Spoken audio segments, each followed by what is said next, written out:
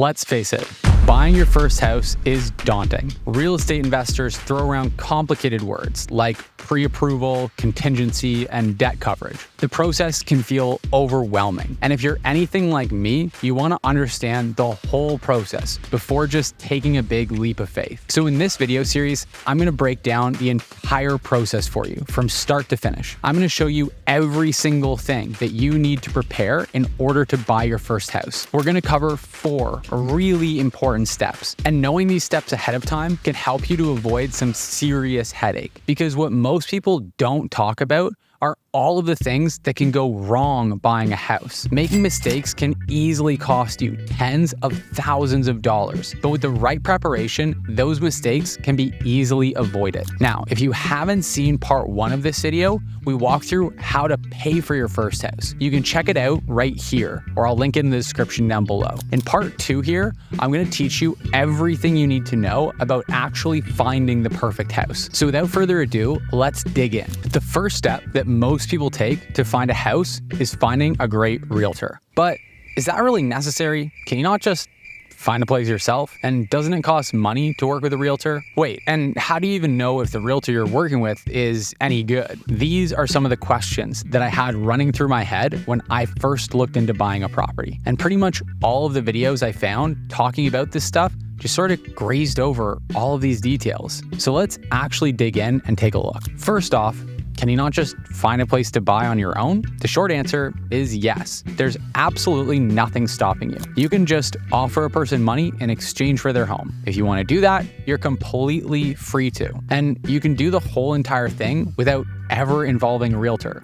But there are 3 main reasons why you may not want to do that. First, you might get ripped off. One of the benefits of working with a realtor is that they should have a good understanding of the market. Like we talked about back in part 1 of this series, every property has an appraised value. In most cases, you don't want to pay more than that amount. Realtors can use their knowledge of the market to help make sure that you're not paying more than the property is worth. Realtors can also help you to spot any critical issues with the property before you buy it. Issues with the property can easily cost you thousands of dollars depending on what they are. A good realtor can help you to spot those issues before you get stuck buying a money pit. You can also avoid these issues with an inspection, but we'll come back to that a little later. The second reason you may want to work with a realtor is for their negotiation skills. Ultimately, you want to pay as little as possible when buying a home. Negotiations can often save you tens of thousands of dollars. Remember,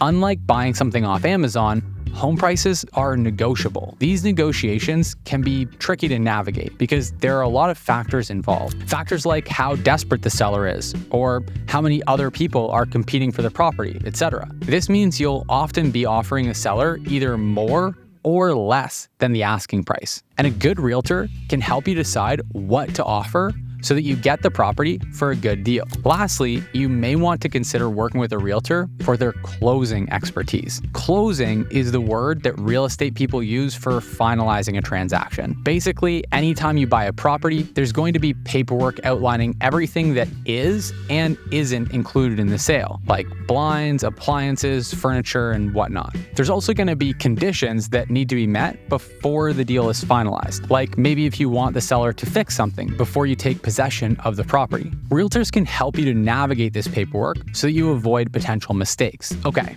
so let's say you decide to work with a realtor. What's it going to cost? Realtors aren't just doing this all out of the goodness of their hearts. They've got to make money somehow. So who pays them? The short answer, you do. Lots of realtors are going to try to sugarcoat this by telling you that only the seller pays a fee. But the truth is, no matter what side of the transaction you're on, you're paying a fee. Anyone who tells you different is just trying to sell you. And understanding how realtors make their money is actually super important. If you don't understand this before buying a home, it could easily cost you tens of thousands of dollars. So here's how it works. Johnny wants to sell his property, so he works with a realtor to help him sell it. This realtor is called a listing agent or seller's agent because they're working with the seller. For easy numbers, let's just say that Johnny's house is worth $500,000. When the property gets sold, the seller's agent is going to make 2.5% of whatever it sells for. So in this case, 2.5% of $500,000 is $12,500. Now, on the other side of the transaction, you want to buy a property and you work with a realtor called a buyer's agent. When you end up buying a house, your buyer's agent is also going to make 2.5%. So if you're buying Johnny's property for $500,000, then your buyer's agent is also going to make $12,500 on the deal. This means that in total, 5% or $25,000 of the purchase price is going to the agents. So who pays it? Well, depends on how you look at it. Some people will say that Johnny pays it because he only ends up with $475,000 and not the full $500,000. Other people will say that you pay it because you have to pay $500,000 instead of just $475,000. Bottom line is that you pay more and Johnny gets less because you both worked with realtors. So the realtors are not free, but are they worth it? Well, once again, that depends. If you have a great realtor, then I'd say absolutely. But the unfortunate truth is that great realtors can be few and far between. Looking back on what we just covered, there's a big flaw in the way this whole industry operates. Can you spot it? What if I told you that realtors are supposed to have what's called a fiduciary responsibility to their clients? That means that they're legally required to always act in the best interest of their clients. So if they know that you're about to overpay for a property, it's their legal responsibility to tell you that you're making a mistake. But if they don't tell you, then they can make a lot of money. Or let's say something shows up during the inspection that might kill the entire deal. Do they act in accordance with their fiduciary responsibility and say goodbye to their $12,500 commission?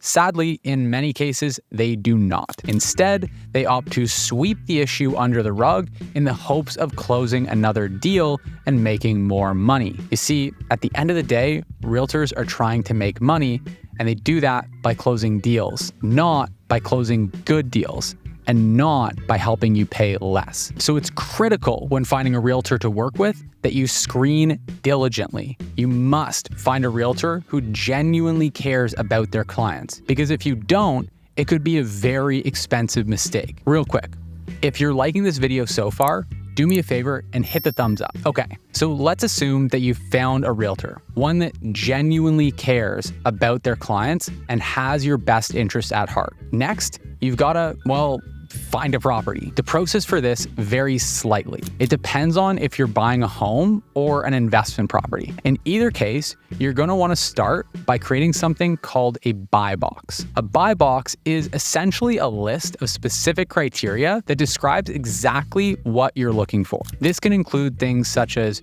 your target purchase price, the number of bedrooms and bathrooms that you want, the square footage you're looking for, your neighborhood preferences, the ideal condition of the property, the lot size, or anything else that's important to you. Once you've established your buy box, you're going to want to give it to your realtor. This will really help your realtor to narrow down options for you. That way, you won't end up wasting a bunch of time looking at properties that don't fit with what you're looking for. And with that, the search will begin.